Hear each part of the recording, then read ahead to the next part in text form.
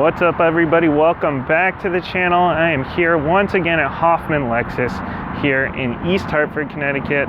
Make sure to come check them out for your Lexus needs here in Central CT. Now today I'm here with the urban crossover with the 2-liter engine that is better known as the UX200. That is the subcompact crossover from Lexus for when you want a little bit of extra ride height, but you don't want anything too big and bulky, and you want something that you can maneuver around the city a little more easily, parking, all of that. So let's go ahead and take a look, see what we've got here.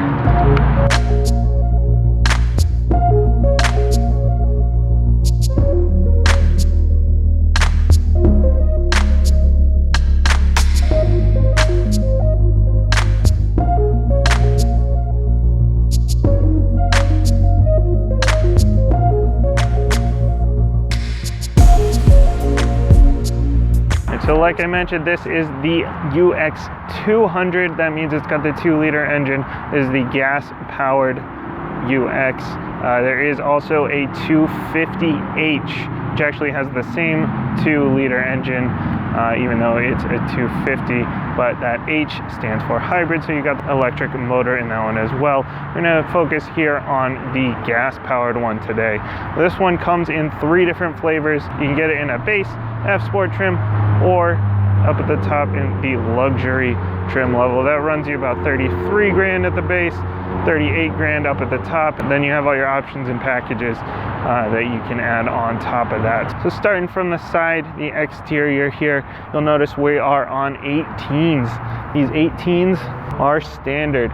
Even in the F Sport and some of the other trim levels like the RX and the ES that I was in, you get the bigger tires in the F Sport. In this one, you get the 18s either way, but you do get a different design if you choose that F Sport.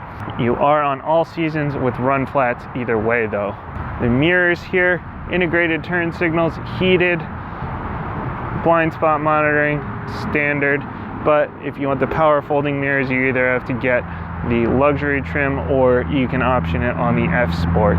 Roof rails up top are standard. No moonroof on this one, but that is an optional. Nice chrome trim around the windows here. It looks really classy. Let's go around to the front. Very immediately recognizable Lexus front end here. You notice you get kind of the blocky look here. It is actually different across different trim levels, across different models. If you get the F Sport, you get L's. This one gets you the blocks. Nice chrome around the bottom here. By LED headlights.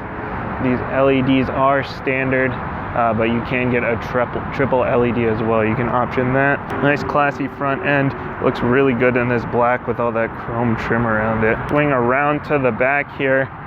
Nice compact area back here.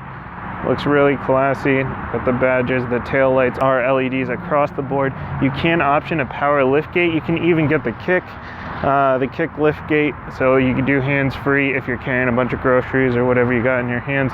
Always nice to have. Pop this open here. And we're looking around 17 cubic feet of space back here. Pretty good for a hatchback. Goes pretty deep, which is nice. And I know I call it a hatchback. It's a lifted hatchback. It's basically what a subcompact crossover is. You do get the 60-40 split back there as well. And let's go ahead and take a little jump inside, see how it looks on the interior. Here in the back, we got these nice comfortable seats, the leatherette, comfortable place to be. No, you cannot get heated seats in this one, unfortunately. In the back, you can. In the front, we'll talk about that when we move up there. It is only 33 inches back here in terms of legroom, 36 in terms of headroom. It is pretty tight. I'm 5'7", so I'm actually all right. And we do have this soft leather seat here, unlike in the ES where you had the hard plastic. So that's nice. That's definitely nice. If you do have to have that seat back a little further, then at least it's not a hard plastic there. All right, let's go ahead, jump into the front. Right up front here, we are in the 8-way power adjustable seats. Actually, in the F Sport, they get a little bit of a sportier feel, but you got the nice bolsters here. These are These fit me pretty nicely, actually. I like the stitching on these seats as well. Heated and ventilated seats are an option on this one, luckily. Actually, on the luxury trim, they come standard, but on this one, they are an option. Heated steering wheel, also an option. For the infotainment system here, we have not moved to the touchscreen yet. You saw in the RX video and the ES video that I have. If you have not seen those, make sure to check them out. But those, actually, they moved the screen forward. They still have the touchpad, but the screen is also a touch screen.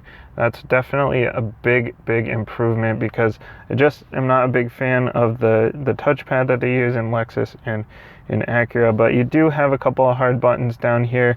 Interestingly, in this one, you also have some hard buttons behind the touchpad for your main controls, for your radio, your media, your tuning, your volume, which I actually kind of like. I've never seen this before. I could get used to something like that. I do like that. Hard buttons up front here for your temperature control as well. Nice leather wrap steering wheel, feels great. Across the steering wheel here, we've got more hard buttons. There are a lot of them, but they're placed really nicely. They're big enough. You can figure out what you need to do there. Got your informational screen back here. This is actually all digital.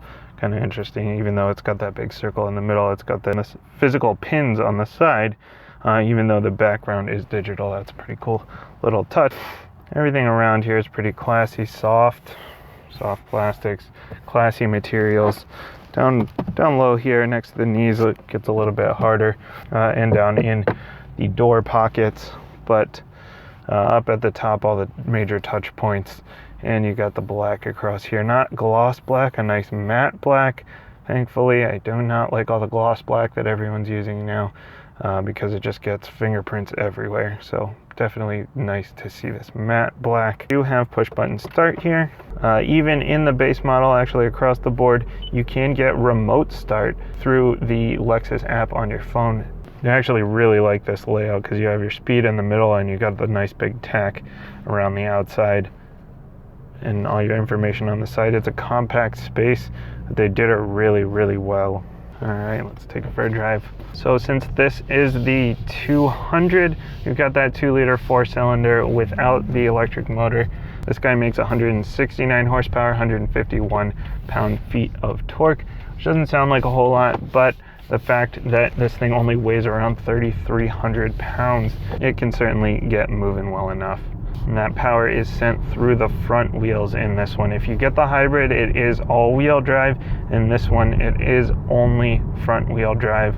Now, this engine is paired with a direct shift CVT, not a standard CVT, interestingly enough. It has like a launch mode gear, basically, and then it goes into a regular CVT. I'm not going to attempt to explain every little detail, but if you are interested in that, make sure to check out Jason Fensky of Engineering Explain, a fellow Jason, fellow engineer, fellow car nut. Definitely can help you understand that. I'll link his video down below. Again, I mentioned not a whole lot of power, not a whole lot of torque, but it is lightweight and it can get moving very well. And with that kind of hatchback shape, you've got really good visibility all around. Very quiet, comfortable ride. Like I mentioned in some of the other videos, this one is a base model, but the base model for a Lexus is a pretty great place to be. It's not, there's nothing base about it.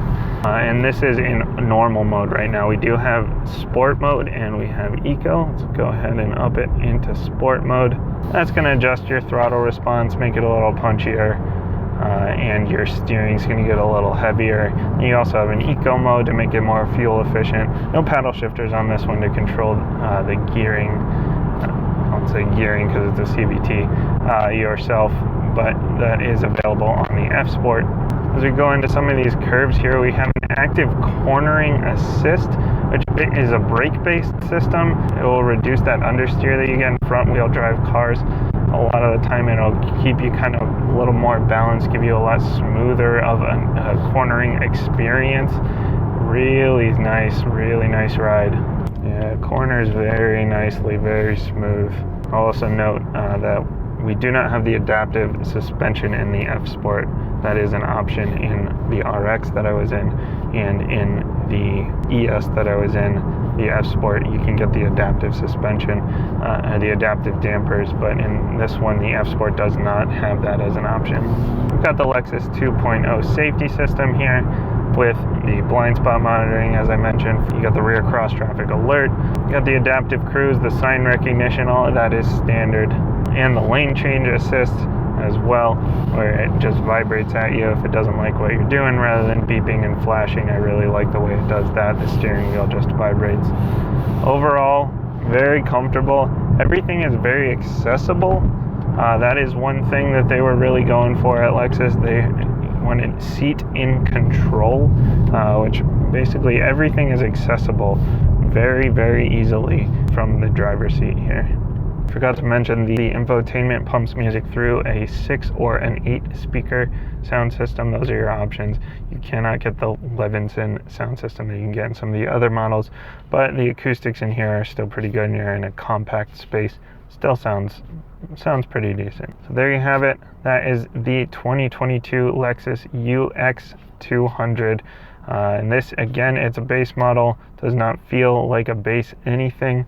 Feels extremely smooth ride that you expect from Lexus. You get the luxury, you get the reliability. 33 grand to start. Really cannot complain about a car like this. Thanks again to Hoffman Lexus here in East Hartford, Connecticut. Once again, you've got a car for me, Jason at manual-cars.com. Obviously does not need to be a manual as we are not in a manual here. Thanks again, and I'll see you next time.